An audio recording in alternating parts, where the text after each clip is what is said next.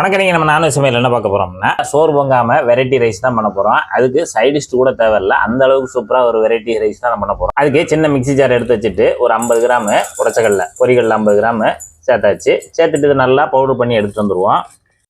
அப்புறமா பவுடரை அரைச்சி எடுத்து வந்து தனியாக ஒரு பவுலில் வச்சிடலாம். இது அப்படியே இருக்கட்டும். அடுத்து அதே மிக்ஸி ஜாரில் 4 பச்சை மிளகா நான் பெரிய சைஸில் எடுத்திருக்கேன். சிறுசாக இருந்தால் நீங்கள் ஒரு 6 பச்சை மிளகா கூட எடுத்துக்கலாம். இப்போ இதையும் பல்ஸ் மூடில் வச்சு குறப்பாக அரைச்சி எடுத்துட்டு வந்துடுவோம். பார்த்தீங்கன்னா இந்த மாதிரி குறப்பாக அரைச்சி எடுத்து இதையும் தனியாக வச்சுக்கலாம். அடுத்து ரைஸுக்கு இன்றைக்கி பொரி தான் எடுத்திருக்கோம். பொரி இன்றைக்கி 2 லிட்டர் எடுத்திருக்கோம். இது 2 பாக்கெட் எடுத்திருக்கோம். இதே மாதிரி இதை உடச்சிட்டு இந்த மாதிரி தண்ணி ஒரு 1.5 லிட்டர் தண்ணி வச்சுருக்கோம். அதை நம்ம பொரியை உள்ளே சேர்த்துடலாம். இப்போ 2 பாக்கெட் பொரி சேர்த்துட்டோம் தண்ணியில். இப்போ தண்ணியில் எல்லா பொரியும் நல்லா அமுத்தி விடுங்க. ஒரு நிமிஷத்துக்குள்ளேயே நமக்கு அது நனைய ஆரம்பிச்சிடும். நனைய ஆரம்பித்த உடனே பார்த்தீங்கன்னா நல்லா நனைஞ்சிருச்சு. இப்போ நம்ம இதை புழிஞ்சு எடுத்துடலாம். இப்போ பொரியை வந்து தண்ணியிலேருந்து மாதிரி புழிஞ்சிட்டு தனியாக தட்டில் எடுத்து வச்சுக்கிடுவோம். இந்த மாதிரி உதிரியாக வச்சுக்கோங்க.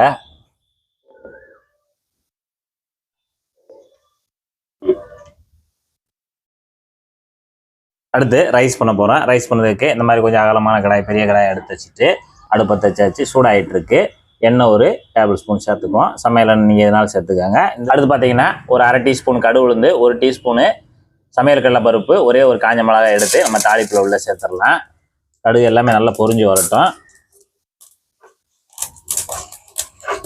இப்போ கடுகெல்லாம் நல்லா பொரிஞ்சு வந்துடுச்சு. இந்த சமயத்தில் ஒரு 3 பூண்டை நல்லா பொடுசாக நொறுக்கி வச்சுருக்கோம். அதை உள்ளே சேர்த்துக்கலாம். பெரிய பூண்டு அதையும் தாளிப்பில் சேர்த்து நல்லா வதக்கி விடுங்க. நல்லா வதக்கி விட்டுட்டே இருக்கும்போது மீடியம் சைஸில் 2 பல்லாரி எடுத்து நல்லா இந்த மாதிரி கொஞ்சம் சின்னதாக வெட்டி வச்சுருக்கோம். அதையும் உள்ளே சேர்த்துக்கலாம். சேர்த்துட்டு நல்லா வதக்கி விடுங்க. கருவேப்பிலை ஒரு 2 கொத்து உருவி உள்ளே போட்டுடலாம். ஒரு 1/4 டீஸ்பூனு தூள் உப்பு சேர்த்துக்குவோம். பொரி ஏற்கனவே லேசாக நமக்கு உப்பாக தான் இருக்கும். அதனால் ஒரு 1/4 டீஸ்பூன் மட்டும் சேர்த்துக்கலாம். ஒரு 1/2 டீஸ்பூனு சின்ன சீரகம் சேர்த்துக்கிடுவோம். மிளகாய் அரைச்சி வச்சுருக்கோம்ல, அதையும் இந்த இடத்துல சேர்த்துக்கலாம். காரத்துக்கு தகுந்தாப்பில் சேர்த்துக்கோங்க. அடுத்து ஒரே ஒரு தக்காளி, பெரிய தக்காளி எடுத்து நல்லா இந்த மாதிரி சின்னதாக குட்டியாக கட் பண்ணி வச்சுருக்கோம். அதையும் உள்ளே சேர்த்துடலாம். சேர்த்துட்டு இந்த வெங்காய தாளிப்புலேயும் நல்லா கலந்து விடுங்க. தக்காளி வந்து நல்லா கொஞ்சம் வதங்கி வரட்டும். ஒரு 1/2 டீஸ்பூனு மஞ்சள் தூள், ஒரு 1/4 டீஸ்பூனு பெருங்காயத்தூள், மஞ்சள் பெருங்காயத்தூள் போட்டு நல்லா பரட்டி விடுங்க. பார்த்தீங்கன்னா வெங்காயம் தக்காளி நல்லா வதங்கிடுச்சு. நல்லா இந்த அளவுக்கு வதங்கி வரணும். ட்ரையாக தான் இருக்கணும், ரொம்பையும் கிரேவியாக இருக்க வேண்டாம். இந்த அளவுக்கு வதங்கின உடனே இப்போ அடுத்து தேங்காய் துருவல் ஒரு சின்ன 1/2 மூடி தேங்காயில் நம்ம வந்து துருவி வச்சுருக்கோம். அதை உள்ளே சேர்த்துக்கலாம். சேர்த்துட்டு அதையும் நல்லா கலந்து விடுங்க. அடுத்து நம்ம ரைஸ் இங்கே ரெடி பண்ணி வச்சுருக்கோம்ல, பொரி ரைஸ், அதை எடுத்து உள்ளே சேர்த்துடலாம். அடுத்து பார்த்தீங்கன்னா இங்கே பொரிகடலை மாவு வச்சுருக்கோம்ல, அதையும் உள்ளே சேர்த்துடலாம்.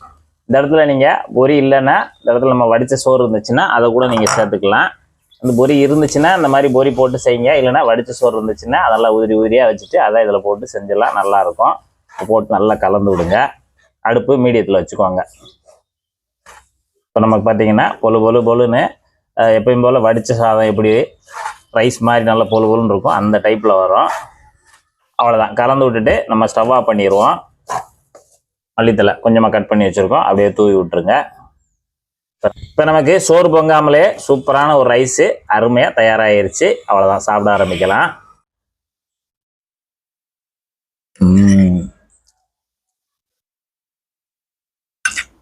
நல்லா சோறு சாஃப்டாக, அதில் காரசாரமாக அந்த பொரிகடலை டேஸ்ட்டு, தேங்காய் துருவல் டேஸ்ட்டு நல்லா அருமையாக இருக்குது, சூப்பராக இருக்குது. இதே மெத்தடில் கண்டிப்பாக செய்து பாருங்கள், உங்களுக்கு ரொம்ப பிடிக்கும். செய்து சாப்பிட்டு பார்த்துட்டு எப்படி வந்தன்றதை மறக்காமல் கமெண்ட்டில் சொல்லுங்கள். நன்றி, வணக்கம்.